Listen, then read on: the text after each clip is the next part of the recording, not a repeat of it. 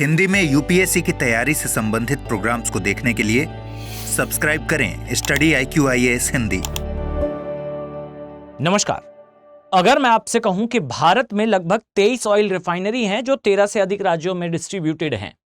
ये oil refineries Bharat में श्वसन संबंधी रोग अर्थात रेस्पिरेटरी डिजीज से लेकर कैंसर तक कॉज कर रही हैं। लोगों को काफी इंटरेस्ट है इस बात पे फैक्ट को चेक करने के लिए। तो भाई अगर आप इंडियन जो रिसर्च ऑर्गेनाइजेशंस हैं उन्हें बेस बनाएं तो आगे की इस वीडियो में मैं उनको भी आधार लूंगा। साथ ही अगर आप यूएस बेस्ड ऑर्गेनाइजेशंस को रेफरेंस में लेना चाहें तो यहां आप देख पाएंगे कि जो नेशनल इंस्टीट्यूट हैं यूएस बेस्ड, उन्होंने भी इस बात को माना है कि वर्ल्ड में और इंडिया में, तो भाई इंडिया के रिसर्च ऑर्गेनाइजेशंस ने भी माना कि इंडिया में बेसिकली जो ऑयल रिफाइनरीज हैं ये कैंसर कॉजिंग सब्सटेंसेस तक इमिट करती हैं और साथ ही श्वसन संबंधी रोग खासकर बच्चों में ये देखने को मिल रहे हैं। उदाहरण के लिए मैं अगर आपको बताऊं तो पानीपत ऑयल रिफाइनरी के आसपास जो गांव स्थित हैं वहां बच्चों में रेस्पिरेटरी डिजीजेस का परसेंटेज बहुत ज्यादा है। आगे मैं रिपोर्ट में नंबर्स को भी डिस्क्लोज करूंगा, ध्यान से देखिएगा। यहां पर एक बात जानने योग्य है, याद रखिए जब हम चर्चा करते हैं ऑयल रिफाइनरी की और पेट्रोकेमिकल इंडस्ट्री की तो यहां पर दो चीजें निकल कर आती हैं। दृश्य आपके पीछे है जामनगर ऑयल रिफाइनरी का, एशिया की सबसे बड़ी ऑयल रिफाइनरी है, ओन्ड बाय रिलायंस ग्रुप। यहां आप देख पाएंगे कि यहां दो प्रकार की चीजें हैं। सबसे पहला और सबसे इंपॉर्टेंट डायरेक्टली ऑयल रिफाइनरी, यानी कि जहां पर तेल, कच्चे तेल को जो है वो फाइनल प्रोडक्ट में चेंज करा जाता है, पेट्रोलियम डीजल में चेंज करा जाता है। और सेकेंडली यहां आपको दिखाई देगा भाई वो उद्योग जो पेट्रोकेमिकल इंडस्ट्री पर बेस्ड है। अब आइए आपको एक और आश्चर्यजनक बात बताता हूं। याद रखिए कि यहां से आपको नेफ्था प्रोडक्ट निकलता हुआ दिखाई देगा। नेफ्था का अर्थ शायद आप लोग जानते हो कि यह है बेसिकली मिट्टी का तेल। लाइफ में कभी ना कभी आपने उपयोग करा होगा। याद रखिए इसका मैसिव लेवल पे उपयोग होता है प्लास्टिक प्रोडक्शन में। और अब जब हम देखें तो भाई जहां ऑयल रिफाइनरी होगी, वन थिंग इज क्लियर कि आपको आसपास देखने को मिलेगा एक उद्योग जो प्लास्टिक या फाइबर का प्रोडक्शन कर रहा है। अब ये दोनों ही इंडस्ट्रीज मिलकर जो है कैंसर कॉजिंग सब्सटेंसेस फैला रही हैं। यहां अगर मैं आपको बताऊं तो ध्यान देंगे तो आपको एक बात नोटिस होगी कि भाई जो इन्वायरमेंटल जो इंस्टीट्यूट्स हैं भारत में, इन्होंने ये बताया कि सरकारी डेटा है भाई 15 से 19 के बीच में भारत में जो ऑयल रिफाइनरीज हैं ये नियर अबाउट 8,500 लोगों के स्वास्थ्य को नकारात्मक रूप से प्रभावित कर चुकी हैं। और इवन जो प्लास्टिक उद्योग है इसकी कंडीशन तो और भी ज्यादा खराब है, जो इसी पेट्रोकेमिकल इंडस्ट्री का पार्ट है। यहां पर यह बताया गया कि भाई भारत हो चाहे विश्व हो, यहां पर दोनों ही कंडीशन सेम है।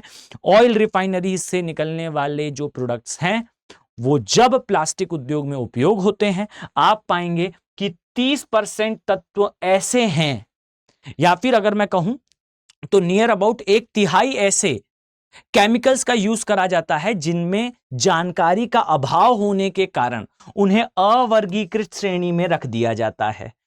अब सोच कर देखिए, सिंगल यूज प्लास्टिक से लेकर मल्टीपल टाइम यूज होने वाला फूड ग्रेड प्लास्टिक तक, इन सभी में 30% ऐसे तत्व हैं जिसे वर्ल्ड बिल्कुल सहजता से एक्सेप्ट कर चुका है कि हमें इनके बारे में पूरी जानकारी अभी नहीं है, इंडस्ट्रीज लेकिन उपयोग कर रही हैं। अवर्गीकृत श्रेणी में इन्हें रखा गया है और इन सब्सटेंसेस से कौन कौन सी बीमारियां हो सकती हैं, जब अलग अलग इंस्टीट्यूट इसका रिसर्च करते हैं तो अलग अलग डेटा चौंकाने वाले सामने आते हैं। आप पाएंगे कि नियर अबाउट ये जो सब्सटेंसेस हैं इसमें सबसे इंपॉर्टेंटली भाई एक कंसर्न है, एक चिंता है, वो है कैंसर। फाइन, यहां आप एक रिसर्च पेपर देख पाएंगे जहां यह दावा करा गया है कि भाई लंग कैंसर से लेकर अलग अलग प्रकार के कैंसर्स तक को कॉज करने का पोटेंशियल है इन पेट्रोकेमिकल इंडस्ट्रीज में। जो डेटा मैंने आपको बताया कि भारत में जिन जिन राज्यों में ये ऑयल रिफाइनरीज हैं, मैं स्पेसिफिकली पानीपत ऑयल रिफाइनरी का अगर उदाहरण लूं तो यहां आसपास के एरिया में दो बड़ी समस्या देखने को मिली। यहां आप पीछे देख पाएंगे एनवायरमेंटल रिसर्च ने भी इस बात को बताया कि भाई पेट्रोकेमिकल इंडस्ट्रीज जो है वो कैंसर कॉज कर रही हैं। कैंसर का परसेंटेज उन एरियाज में ज्यादा है जहां पर ये ऑयल रिफाइनरीज स्टैब्लिश करी गई हैं। अगर मैं पानीपत ऑयल रिफाइनरी के बारे में एक डेटा आपके साथ शेयर करूं तो आप बहुत सहजता से इन दोनों चीजों को नेट पर सर्च करते हुए पहुंच सकते हैं। कि भाई जो एरिया है वहां पर बच्चों में श्वसन संबंधी समस्याएं हैं। अब यहां पर जरा सोचकर देखिए, वो चिल्ड्रंस जो आगे जाकर इंडिया के भविष्य होने वाले हैं, उनमें बचपन से अगर कोई बीमारी है तो कैसे आगे कंट्री रन होने वाली है। और साथ ही सेकंड सबसे बड़ी प्रॉब्लम है कि भाई सिग्निफिकेंटली वहां वाटर पोल्यूशन देखने को मिलता है। वाटर पोल्यूशन अर्थात उस एरिया का जल पीने योग्य नहीं रह गया है जिन स्थानों पर यह ऑयल रिफाइनरी सिचुएटेड है।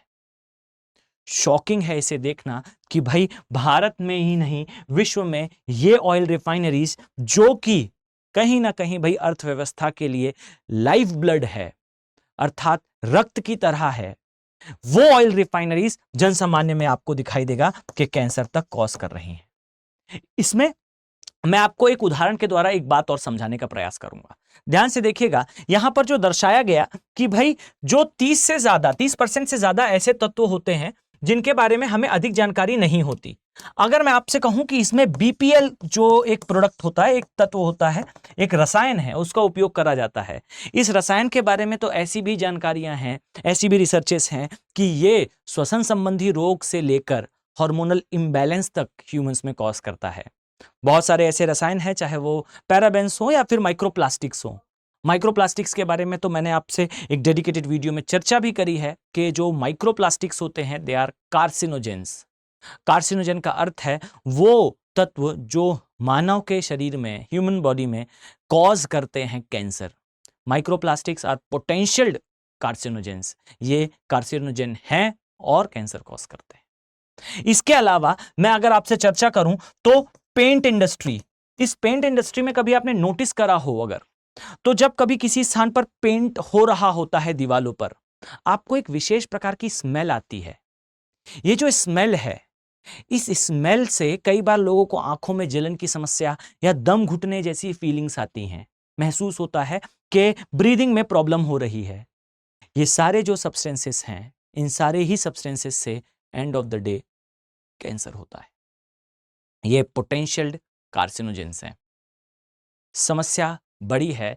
समाधान अगर मैं आपसे कहूं तो एक आईएएस तैयारी करने वाले, एक आईएएस के एग्जाम की तैयारी करने वाले एस्पिरेंट को इस बारे में जानकारी होना चाहिए कि there is a requirement of perfect act.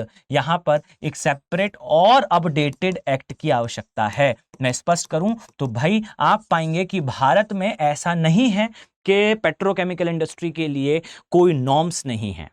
विश्व में भी नॉर्म्स हैं, भारत में भी नॉर्म्स हैं, but problem is they are not updated. बहुत सारे ऐसे केमिकल्स नए इंट्रोड्यूस होते रहते हैं समय के साथ, जिन्हें लिस्ट का पार्ट यानी कि प्रोहिबिटेड लिस्ट, वो लिस्ट जिनमें ये लिखा होता है कि भाई इस केमिकल का उपयोग उद्योग नहीं कर सकता, उन लिस्ट्स को अपडेट समय के साथ नहीं करा गया है। This is a big problem. Awareness की जरूरत है और ये अवेयरनेस तब आएगी जब लोग इसके बारे में चर्चा करेंगे कि भाई ये हो रहा है इंडिया में, ये हो रहा है वर्ल्ड में। जहां पर एक साइड आप पाएंगे कि लेजिस्लेशन अर्थात कानून उपस्थित तो है बट इज नॉट अपडेटेड। जो केमिकल्स आज न्यू टाइम पर इमर्ज हुए हैं, जिन्हें अवर्गीकृत श्रेणी में डालकर जो रिफाइनरीज हैं और खासकर जो आप कहें प्लास्टिक उद्योग है, ये उसे उपयोग कर रहे हैं, ये उपयोग बंद होना चाहिए। और इवन मैं आपको बताऊं तो पहले उद्योग जो है वो उस वस्तु को या उस पदार्थ को अवर्गीकृत श्रेणी में डालकर उपयोग करना प्रारंभ करते हैं और कुछ समय पश्चात इसे जो है वो लीगल लिस्ट का पार्ट मान लिया जाता है। वाई? बिकॉज ये लंबे समय से उपयोग हो रहा है। यानी कि वो जहर जो मानव में कैंसर कॉज कर सकता है, पहले उसे अवर्गीकृत श्रेणी में रखना, कुछ समय तक उसे उपयोग करते रहना और धीरे धीरे करके, चूंकि ये पहले से उपयोग हो रहा है, इसे जो है वो लीगल लिस्ट का पार्ट बना देना। ये एक बड़ा बिजनेस हो चुका है पूरे वर्ल्ड में। अब यहां पर जो लेजिस्लेशन है उसकी भी आवश्यकता है, इसके अपडेटेड होने की भी आवश्यकता है और लोगों में इसके लिए जागरूकता की भी आवश्यकता है। इस वर्ड को अपने दिमाग पर सेटल डाउन कर लें। If you use to discuss that part, अगर आप उसके बारे में चर्चा करते हैं तो कहीं ना कहीं ये नेशनल एजेंडा जरूर बनता है। तो आई थिंक ऑयल रिफाइनरी से रिगार्डिंगली ये जो इंफॉर्मेशन है ये आपके लिए महत्वपूर्ण रही होगी। इस उम्मीद के साथ कि आप सभी एस्पिरेंट सीरियसली इस एग्जाम को क्वालिफाई करना चाहते हैं, मैं आप सभी को अपडेट करना चाहूंगा कि स्टडी आईक्यू के जो P2I बैचेस हैं ये स्टार्ट हो चुके हैं। 26 अप्रैल से जो है इसमें क्लासेस भी प्रारंभ हो जाएंगी।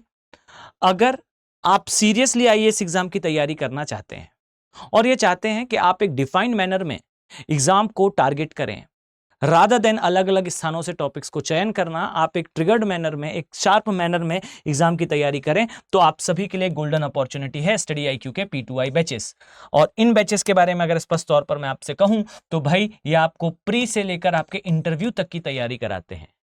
याद रखिए कि प्री क्वालिफाई करने के लिए आपको श्योरिटी चाहिए अगर, तो इसमें इंक्लूडेड होता है SIP का programme, which is nothing but success in prelims का प्रोग्राम। 3 आवर की डेली क्लासेस तो होंगी ही, प्री का, मेंस का सभी सिलेबस कवर होगा point by point, in between the line also. But साथ ही प्री क्वालिफाई करने की गारंटी आपको मिलती है सक्सेस इन प्रीलिम्स प्रोग्राम से। इसका पार्ट जरूर बने। सेकेंडली, सबसे इंपॉर्टेंट थिंग कि जब आप प्री क्वालिफाई कर लेते हैं तो आप अकेले नहीं होंगे। आपको स्टडी आईक्यू अपने प्रेमाइसेस में दिल्ली बुलाएगा और यहां जो कॉस्ट दी गई है उस कॉस्ट के अलावा नॉट अ सिंगल पेनी आपको कुछ भी पे करने की आवश्यकता नहीं है। आपका प्री क्वालिफाई होते ही स्टडी आईक्यू आपको अपने प्रेमाइसेस में दिल्ली में इनवाइट करता है। आपके रहने खाने का सारा खर्च स्टडी आईक्यू उठाएगा और आपको मेंस के लिए प्रिपेयर करेगा। और साथ ही जब आप मेंस क्वालिफाई करके जाएंगे तब आपको इंटरव्यू गाइडेंस प्रोग्राम के तहत जो है वो सुविधा प्रोवाइड करी जाएगी मॉक इंटरव्यूज की। इन सारी ही चीजों में मेंटरशिप इंक्लूडेड है, आपको डेडिकेटेड मेंटर अलॉट होगा। साथ ही यह भी याद रखिए कि आपको पूरी जर्नी में टेस्ट सीरीज की सुविधा अर्थात प्री की टेस्ट सीरीज, मेंस की टेस्ट सीरीज, ये सब कुछ प्रोवाइड करी जाएगी। और last but not the least is 18 किताबों का सेट आपको प्रोवाइड करा जाएगा आपके घर पर कोरियर की सुविधा के साथ।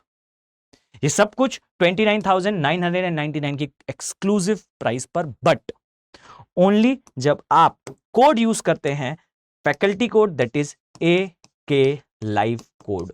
तो इस कोड को अपने दिमाग पर सेटल डाउन रखें, दैट AK लाइव कोड का यूज करिए, इन कोर्सेज का पार्ट जरूर बनिए। अगर आप हिंदी माध्यम से हैं तो मेरी आपसे गुजारिश है, याद रखिए this is a important thing, आपके लिए महत्वपूर्ण है कि आप एक प्रोफेशनल मैनर में तैयारी जरूर करें। इस उम्मीद के साथ कि आने वाले समय में मैं आप सभी लोगों को इन बैचेस में देखने वाला हूं। मिलते हैं नेक्स्ट वीडियो में। Have a very nice day. Thank you. Hindi में UPSC की तैयारी से संबंधित प्रोग्राम्स को देखने के लिए सब्सक्राइब करें स्टडी IQ IAS हिंदी।